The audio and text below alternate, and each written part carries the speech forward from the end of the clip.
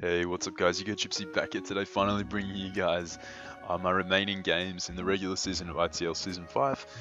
Bringing you guys Week 10, Week 11 and Week 12. I'm compiling them into one video just because I do have my playoff run also to put out to you guys, and quite frankly I don't have the time to make a video for each individual week leading up to playoffs. I'm just kind of short for time, got a lot of stuff going on with OU related stuff at the moment that requires my attention, and I don't have all that much free time as well. So yeah, I'm just gonna put the rest of my my week 10, 11, 12 games into this one video so you guys can see how the regular season ended, and from there we'll move on to playoffs. So in week 10 we faced off against Zamcro. Now Zamcro is a buddy of mine. He has definitely a threatening team. He's like I say this about everyone, it's like one of my known phrases, but yeah, he drafted Manaphy, Victini and Shaman, so he's got the triple like fairy, whatever you want to call them, pixie core, nice firewater grass core. He's got really nice trick room options with Lucario on his team, which underspeeds a lot of my team if given the proper spread. Nidoqueen's always a threat, and it definitely forces, like, if I want to bring a balanced build, it forces me to run like Decidueye or like Spidef, Suicune or Licky, much like Nidoking does, if I do opt to bring a balanced build. He's got Zapdos there, which is a bit of a pain for my team in the sense that, you can actually be a pretty nice check to Landorus T, if he's fast enough, that is. He does have like somewhat decent answers to Lele on his team. He's got the Victini and the Oranguru, so you can tell he's prepped heavily for those. What really kind of deterred me from bringing it this game was the fact that he does have the Sneasel, which could potentially pursue trap me if I do click Psychic. Looking at a team like this though, I'd probably be clicking Moonblast, for the majority of the match until I knock out the Sneasel, in which case I can start clicking Psyshock. But we haven't brought Lele, so that's not even don't even really need to talk about that. But the team we have brought today is offensive Landorus, Z-Fly, rocking Z-Fly. This team I brought, like, it's not the greatest, but it's pretty solid. Like, with this spread on Lando, I outspeed a Jolly Lucario, can put in enormous amounts of work with Landorus versus his team. I'm Z-Fly because Shaman is a bit of a pain to my team. And I think I am Rocks on Cobalion. I'm either Rocks Land or Rocks Cobalion. I forget, this match happened a while ago. Then we got Rest Talk Muck. It's Curse knockoff because his team really loses to knockoff spam. Except the Lucario. Lucario's is Z holder as well, so it's more than likely holding a Z Crystal, which means knockoff is not going to do much for me apart from giving him an attack boost with Justified. So that's not really ideal, but apart from that, if you look at his team, like, obviously he has the Nidoqueen, but we weaken that thing down and the rest of his team just loses 1v1 to Curse Mark, so that's pretty tight. Then we have Thunderous. This is a Light Bulb set, I think it's Light Bulb, or it could have been like one of the berries. It's just basically an offensive set this week, nothing to like hate about this set. Mainly here to just Psychic, Nidoqueens and click T-Bolt versus his team.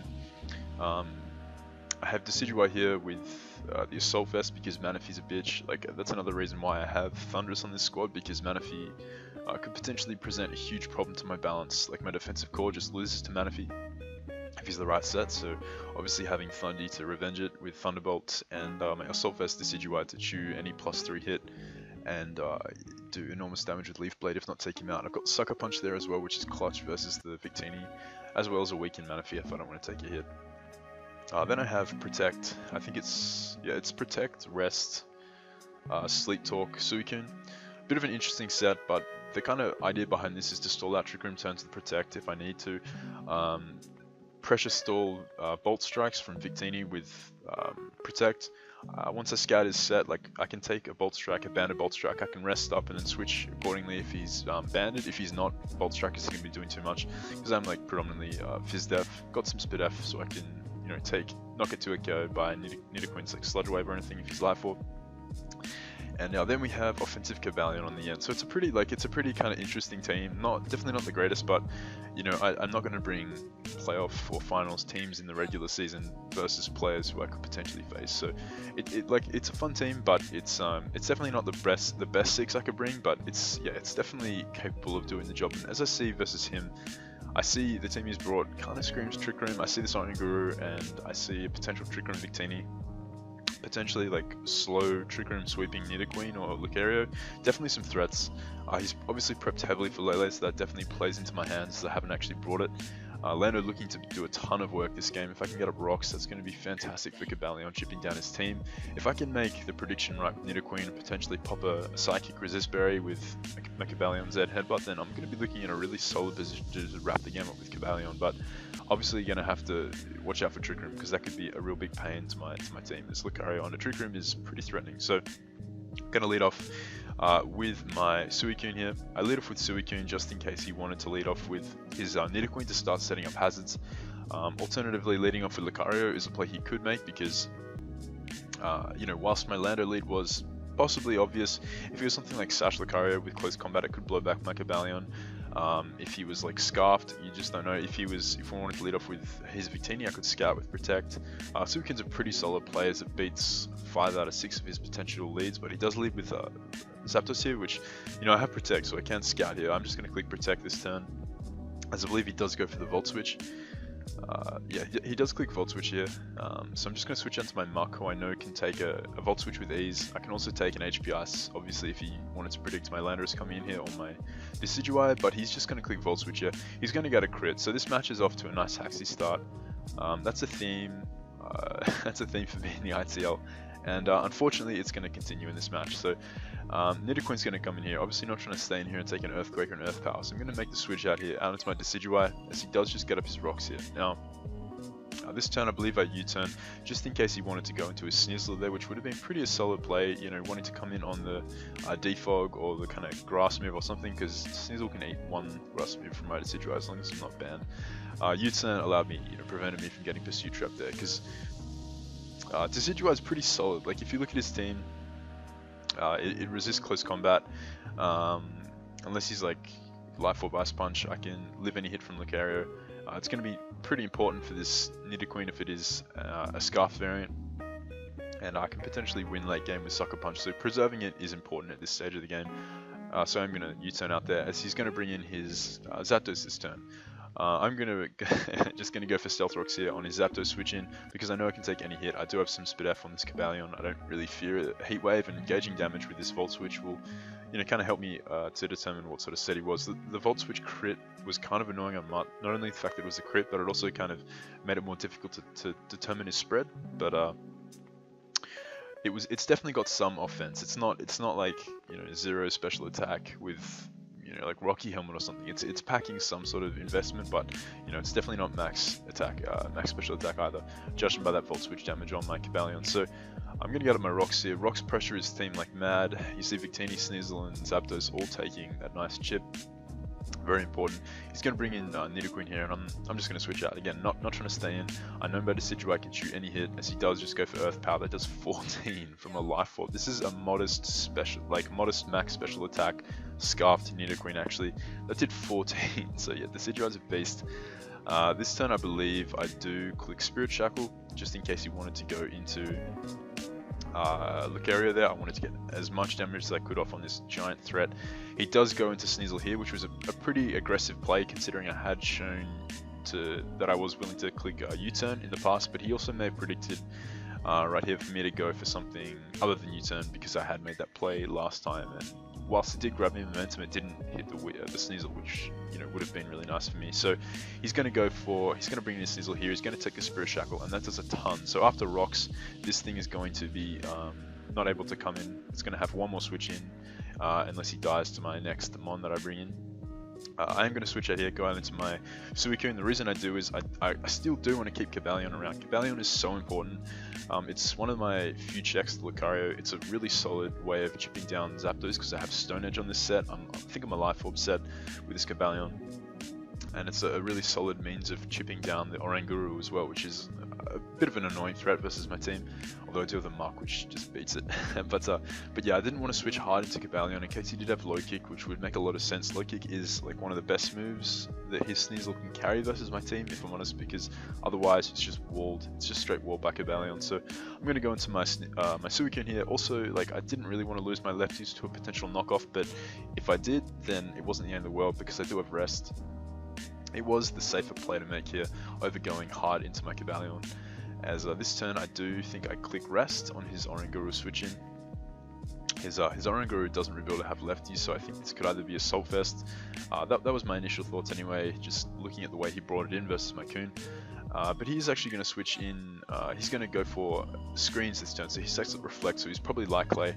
Saltfest would have made sense as a Lele check, but Spidef Oranguru kind of checks it, although Taunt Lele literally shuts down this set, so I don't agree with it as a Lele check, because whilst it kind of takes advantage of choice lock Lele's, if I was, you know, like Mind Plate or E-Belt or some sort of resist barrier with Taunt, which makes a lot of sense versus this team. I apologize for that noise. This Oranguru was literally made redundant. But anyway, I'm going to go into my Decidueye here, and I'm just going to click U-turn, as this turn he is going to click Light Screen, I believe. I got into my muck just to scout, see if he wanted to click Shadow Ball there on my Decidueye.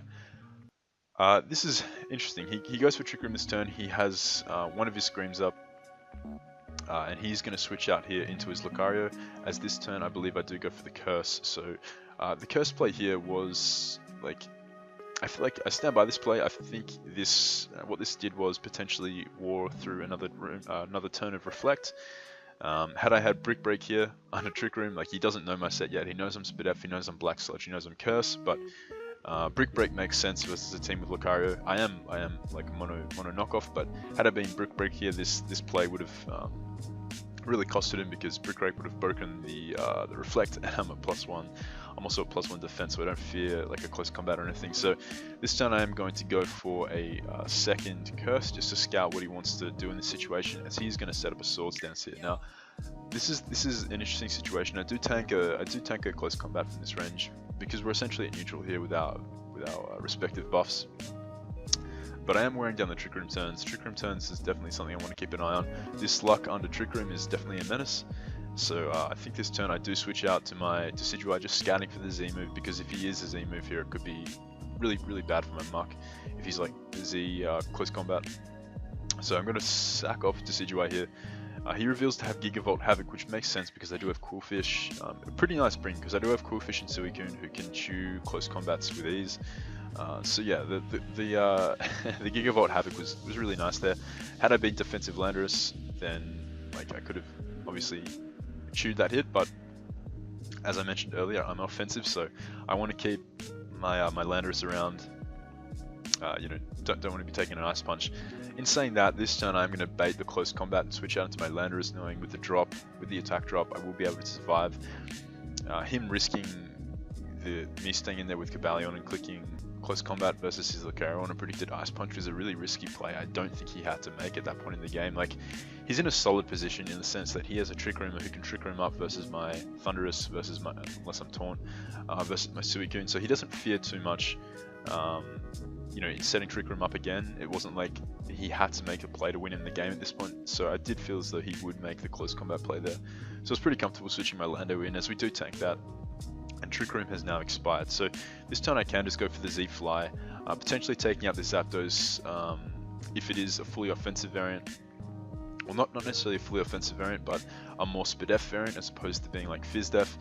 That Supersonic Sky Strike does a ton. We miss out on the kill here with the Zapdos, but that's okay, because I can either die here to Hidden Power Ice, and which means my Cobalion will come in, or my Thundurus will come in the next turn, and just take out the Zapdos, meaning rocks remain up, and I lose my Lando. Or this turn he can Defog or Roost as I go for Stone Edge. Either way, I take out the Zapdos. I think Defog is his play here if he does want to stay in and not kill my Landorus. I don't expect him to Roost because I could just EQ. I feel as though Defog would be his play, or he's just going to take me out with HPIs. Either way, I was happy with that trade, as it meant that I would have rocks up, which is enormous versus his team. However, in true Gypsy luck, he's going to get the Defog off here, and we are going to miss the edge, which is absolutely critical. And I will go into, well, this will become apparent later in the game why that miss was so influential.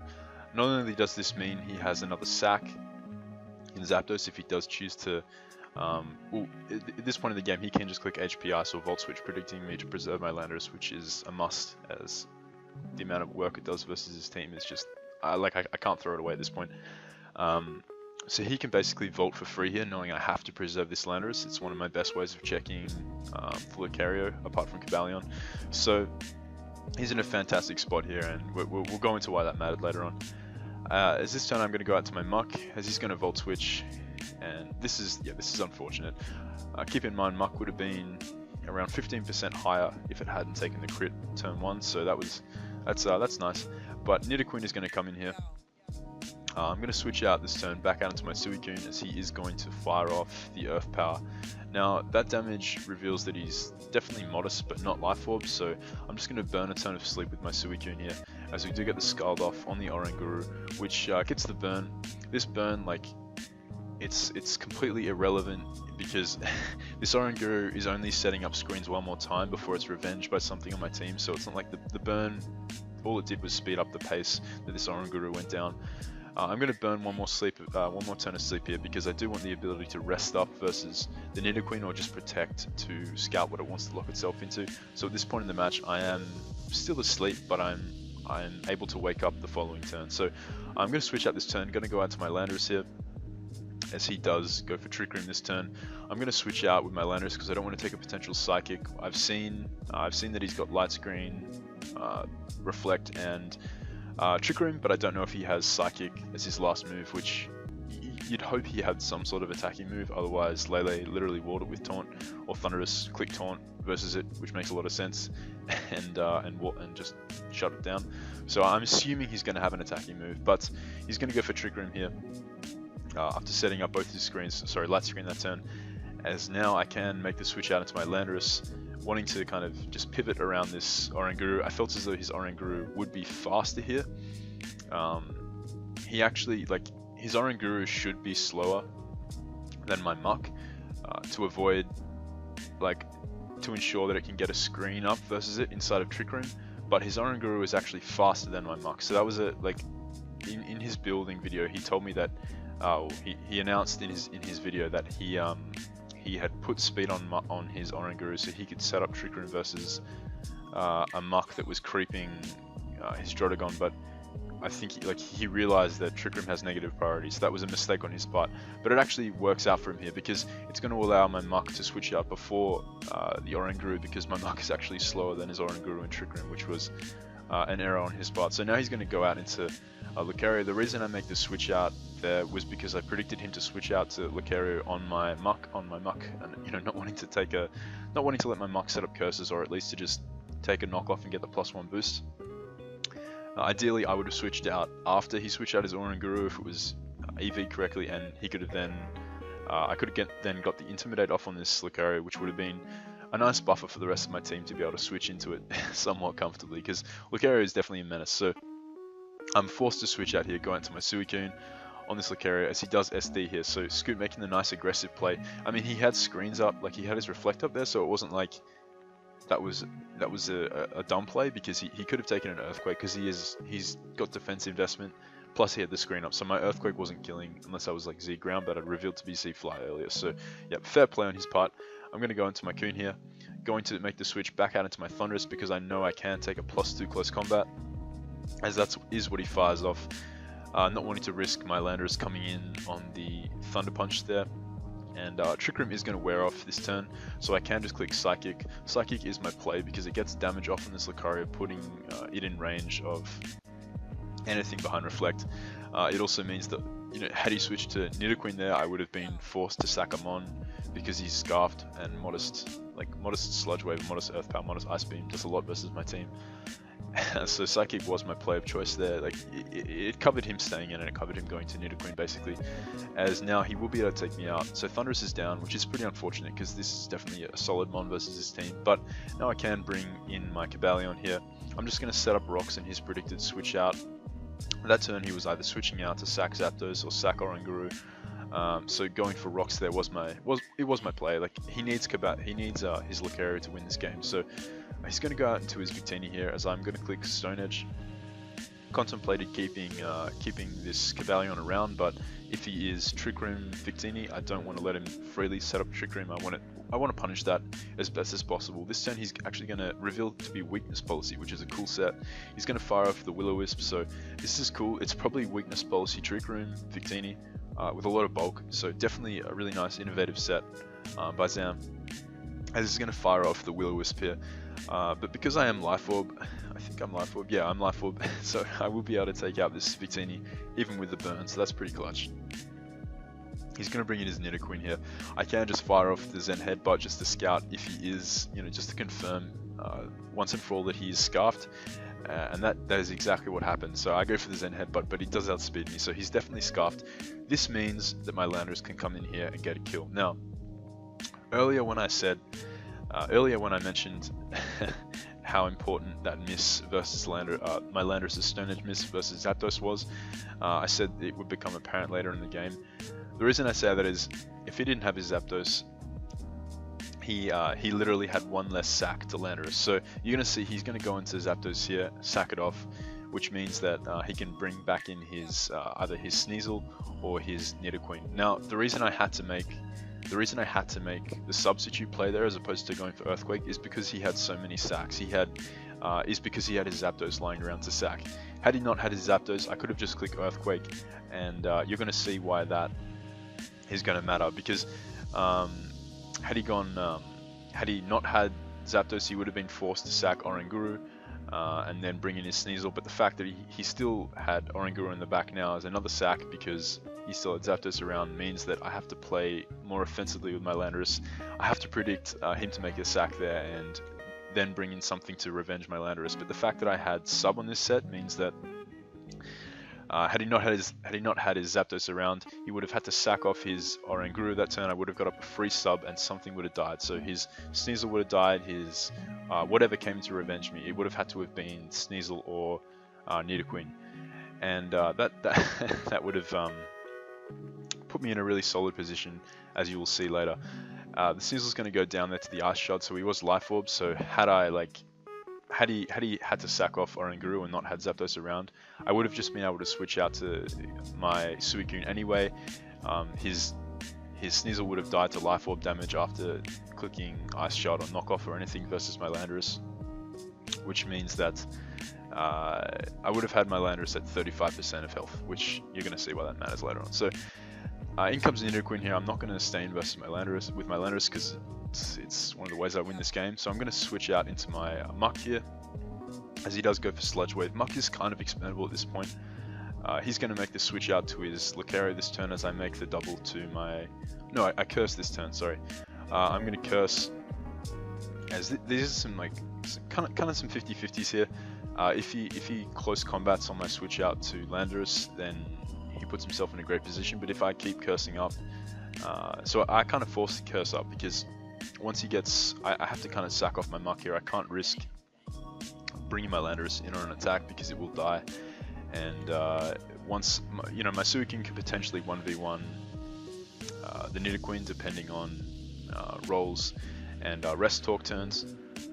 So I kind of have to sack off Muck here and win with the combination of Suicune plus Landorus. So there's going to be some SDing, some Ice Punching. Ice Punch puts me in range of close combat, but this knockoff damage is nice because now even if he brings Lucario, he switches it out to Preserve and brings it in later. It's going to be in guaranteed range of Scald from Suicune, so I don't have to fear that thing living a Scald somehow, and taking me out with a +2 Thunder Punch, or just critting me with Thunder Punch or something like that. I'm going to bring in my Landorus this turn and make the switch out to my Suicune, predicting him to sack off his Oranguru, and what that does is it forces his Nidoqueen in. As you're going to see here, he does sack off the Oranguru, which invites back in the Nidoqueen.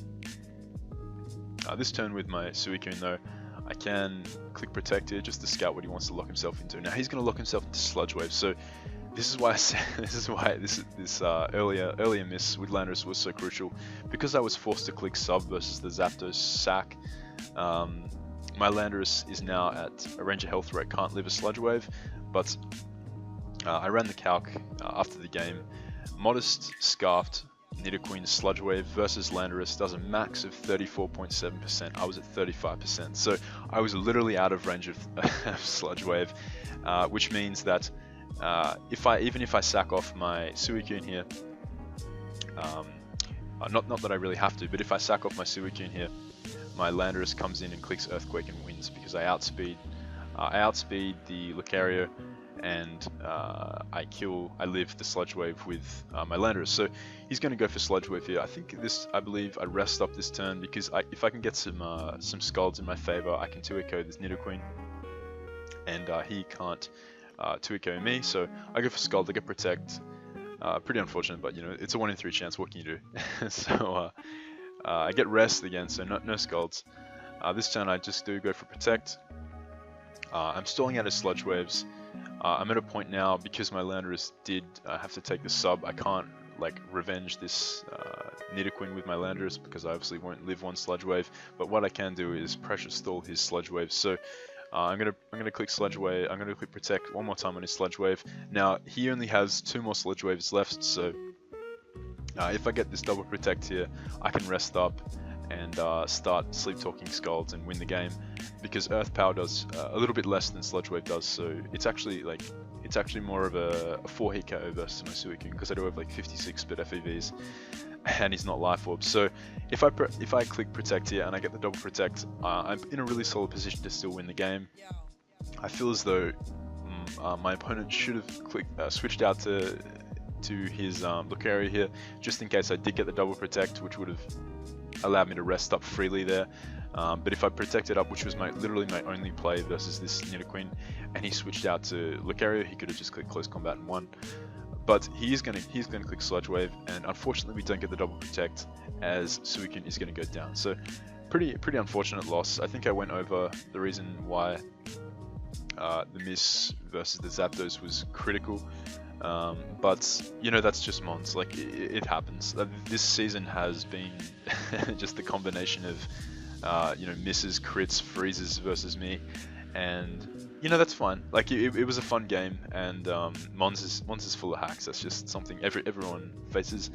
It's nothing on Zam. I think he played a really good game. Like I was really impressed with the way he performed. Don't agree with the Oranguru set, as it was just shut down by Taunt Lele, but I thought he brought some really cool sets. I think the Lucario set in particular was really solid in conjunction with the screens. I thought even though it didn't get to work, I felt like the Victini set was really cool under Trick Room. That could have been really solid, allowing it to kind of set up with weakness policy versus a weak Suicune. Could have been really cool. But yeah, I think we definitely could have won that game had it not been for the edge miss. Landorus would have survived a Sludge Wave from this Nidoqueen and outspared the Lucario the next turn and clicked Earthquake just to win the game. But that's how Mons goes, and if that's the only loss I have in the ITL this season, I'll be pretty happy. So that is my game, my week 10 game. Hope you guys enjoyed. I'm gonna jump to week 11 and we'll be right back. Alright, so we're back with my week 11 game up against Eric. He was the first guy I played in the ITL in week 1, so nice divisional rematch up against Eric. This man's got some threats. He's got Bishop, he's got Tapu Koko, Gengar. Yeah, definitely some big threats. Nice Bulu lurking in the back. He's got the double Bulu. Unfortunately for him, I have Double Lele, who's the best Tapu for sure. So yeah, rocking a nice timid, special attacking, defensive Landorus. So I think I got like Sludge Wave, Grass Knot, HP Ice, and Earth Power. Just bringing something fun, but it's actually really solid versus his team. Earth Power, Hidden Power Ice, Earth Power, Sludge Wave, Grass Knot. Really nice. Then we have Life Orb Lele. Just runs through his team. Nice Figgy Berry, Gluttony Muck. Just pretty solid answer to Gengar. Stuff like Tapu Koko as well. I can take a banded Wood Hammer with my defense investment from, as well as a superpower from Bulu, and just knock him out with Poison Jab. Then we have my mixed defensive Licky Licky, just passing wishes to my team. My Landorus really appreciates receiving wishes from Licky Licky if it can, just allowing it to better check stuff like his Bulu and his Flygon, which is really nice. Then we have Scarfed Thunderous, because Scarfed Thunderous, does pretty well versus his team. If you look, his kind of likely Scarf could be Gengar. Nicely checks DD or Scarfed Flygon as well with HP Ice. Then we have defensive Cobalion with Rocks. Just a pretty solid bring in this match. Makes a lot of sense versus his Bulu and his Cobalion. It's actually the same set, his Bishop, sorry, the same set I brought in week 1. So he's brought a powerful looking team, just threats. I think like this could be his only defensive mon maybe, or it could just be offensive Toad. If this is Rain Toad, that's going to be pretty annoying, but We'll get to that when we get there. I am defensive liquid toxic, so I can kind of take that on. But yeah, gonna jump into it. He's gonna lead off with Seismitoad. I lead off with my Lele. I lead off with Lele because nothing on his team, barring Gengar, threatens me initially. I can fire off a Moonblast here and get heavy damage off on something as he does bring in his Bulu. This Moonblast is going to do a lot of damage, so 72% off on his big offensive powerhouse. That's nice. I'm going to switch out here in case he's scarfed. Grassy terrain. Grassy terrain isn't really an indicator of who's faster, because there have been a lot of instances where the faster, like Scarfer, has received it last. I don't know, I just don't trust it on Showdown, and I don't think it's like the mechanic works that way currently. Anyway, I'm going to switch out to my Cobalion here as he makes a switch out to his Bisharp. I believe he is AV Bisharp, which makes a lot of sense because he brought that in game 1, and it does allow him to check Lele somewhat if he's like really invested.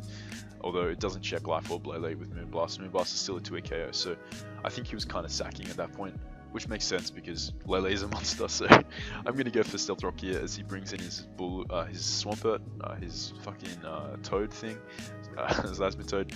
As this turn I can switch out into my Lele, knowing that I can tank any hit he wants to go for, except he gets a nasty EQ crit, which basically limits the destruction this Lele can cause, but it's still going to force him out here. So I'm going to click Moonblast one more time as his Bisharp's going to come in here.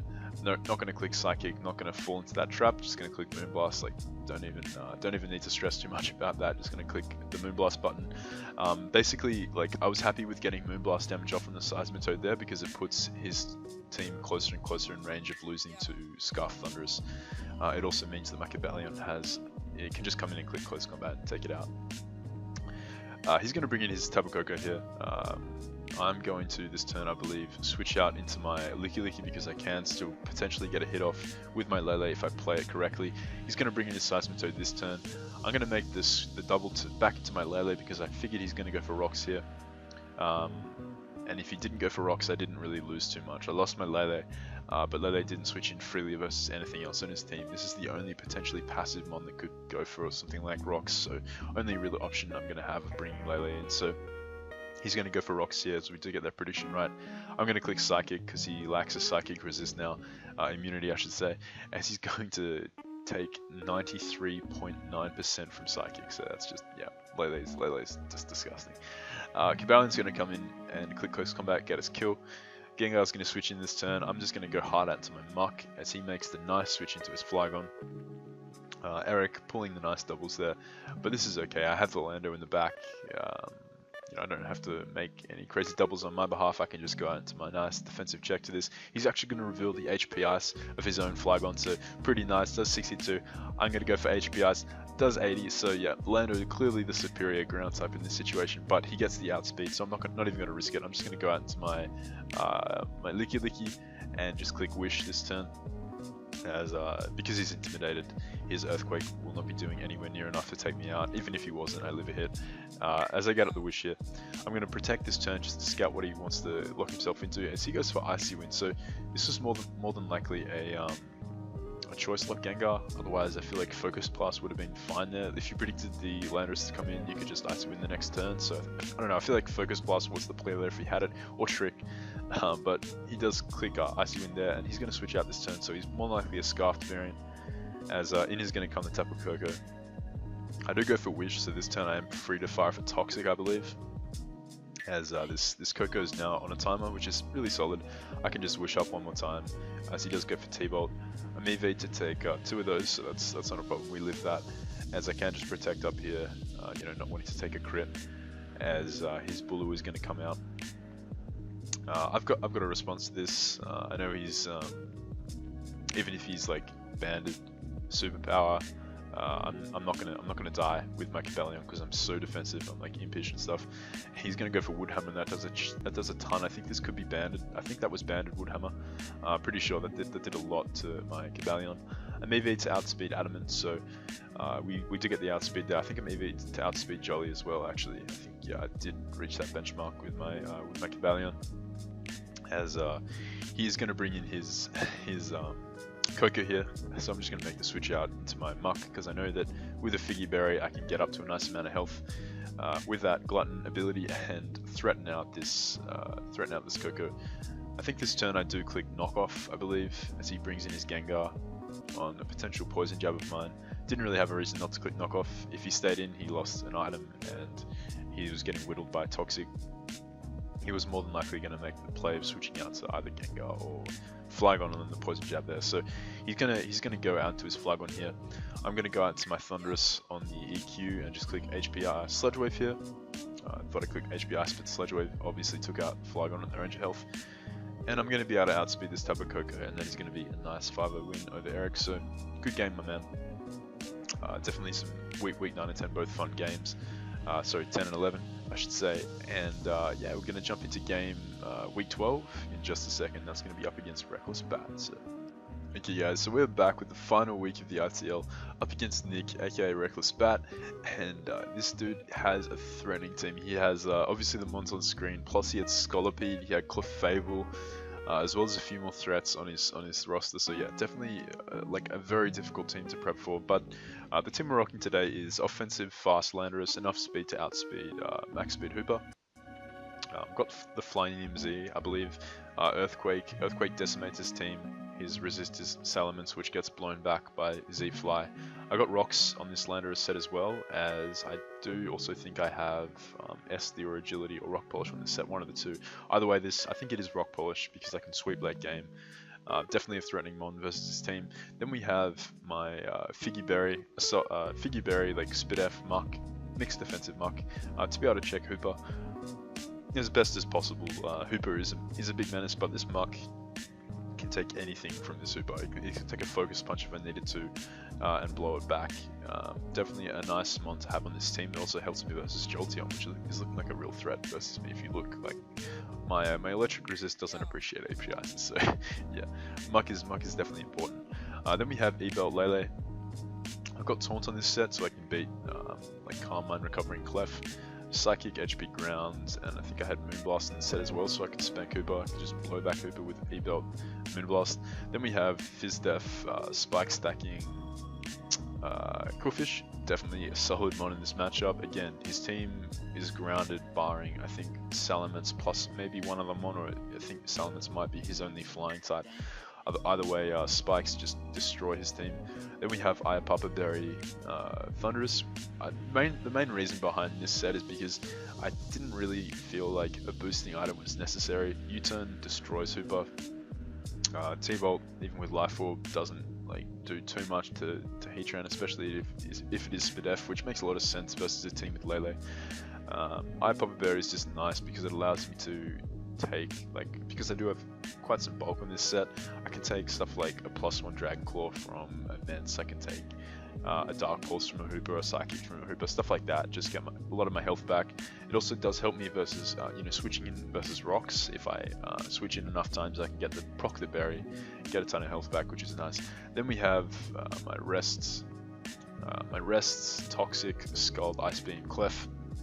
This set beats Mence, it's Fizdef, it beats stuff like obviously Steelix, Sirena.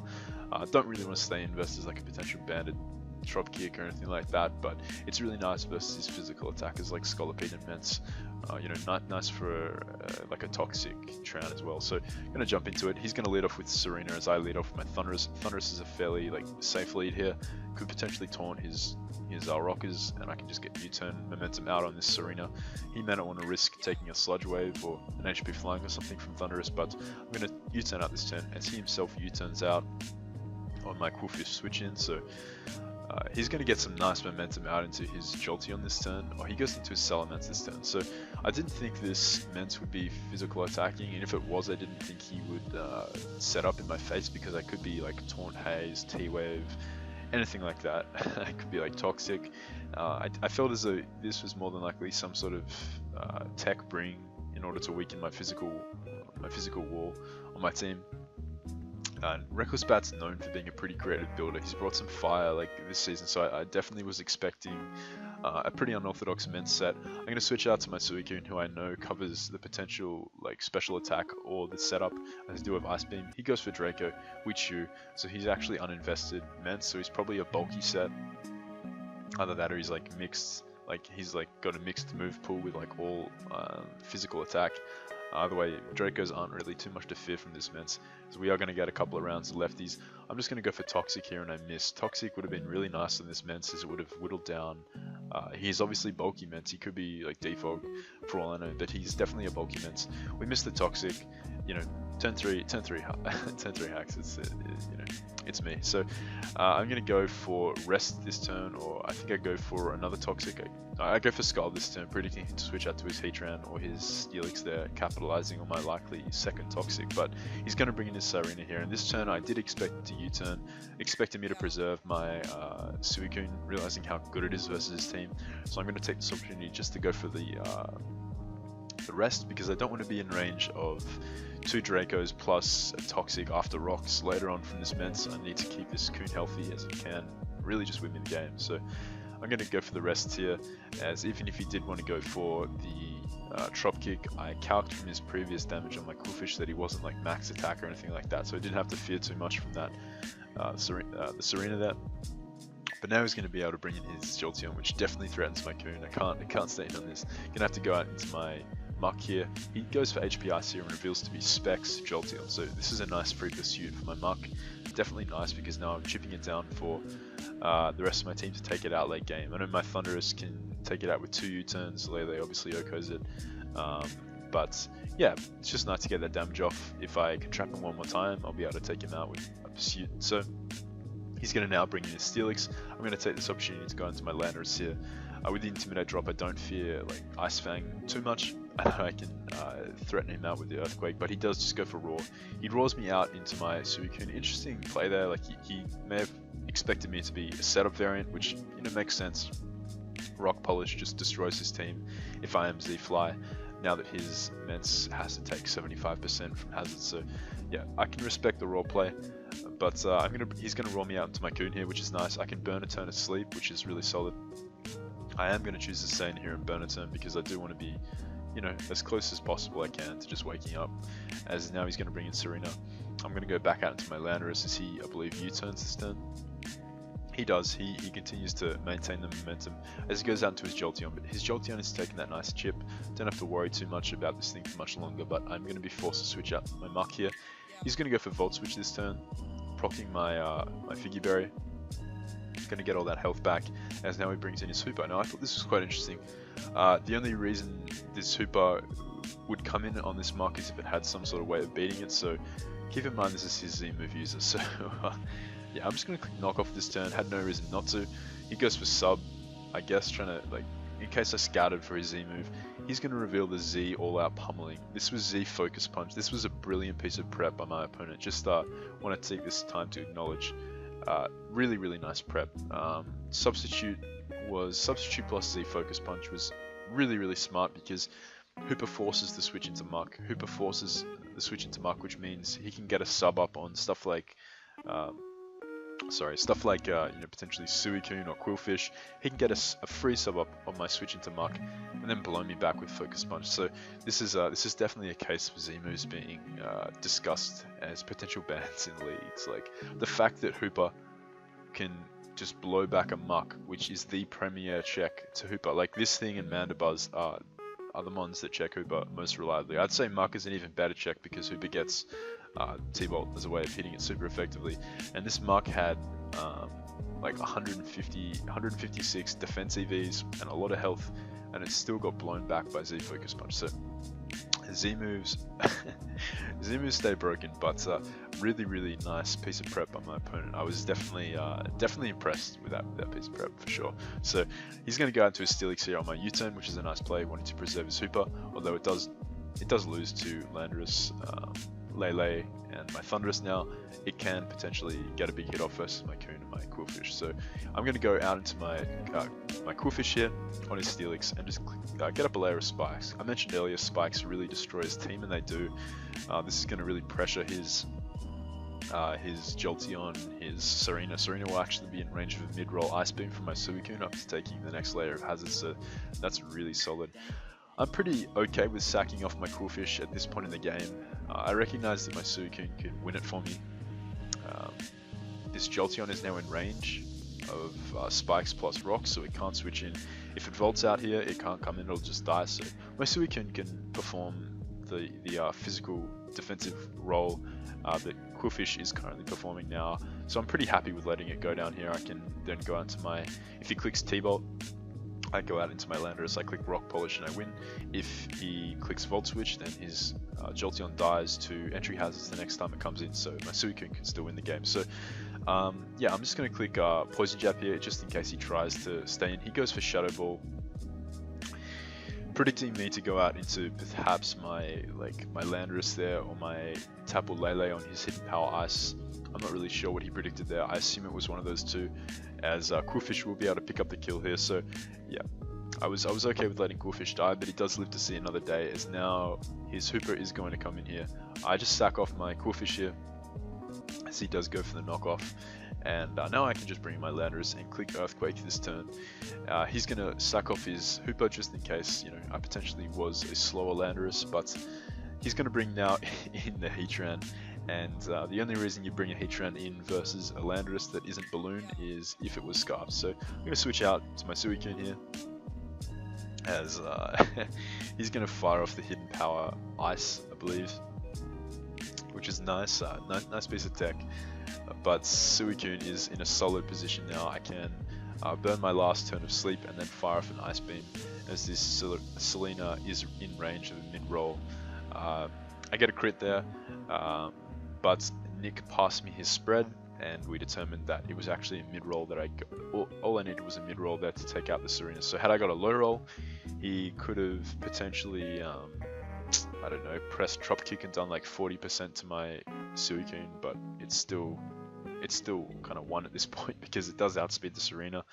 I guarantee live a Trop Kick from that Serena, and I could then rest up and 1v1 the Heatran and the Mence. So he's going to go for the Toxic on my Salamence, as I go for Ice Beam, and I think this turn I do fire for Toxic because I can pretty much just Toxic Soul out the Salamence with rest, as my opponent is going to just forfeit because there was no point playing out the game, as a Suicune has this.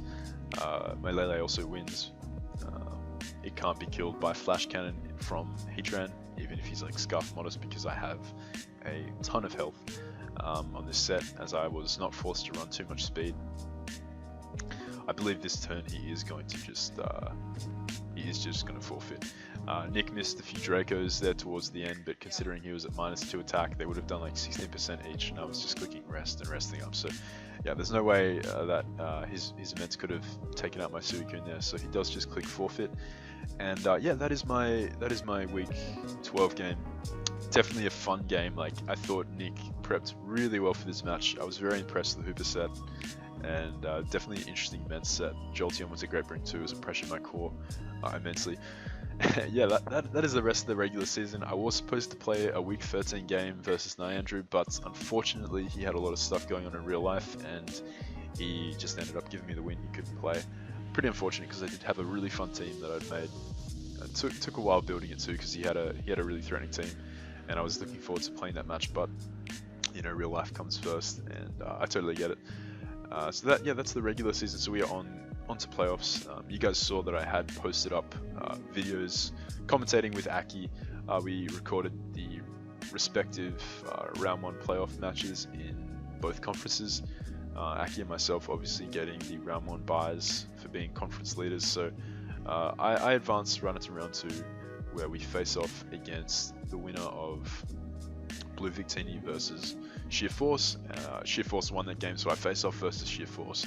And I'll be uploading that match over the next few days. So I hope you guys enjoyed this upload, and I hope you're looking forward to watching playoffs, because playoffs is where I can promise you guys, playoffs is where the games really step up to the next level, and it's gonna be really hype. So hope you guys are pumped, and I'll catch you guys next time. If you did enjoy, drop a like and let me know what you guys thought in the comments.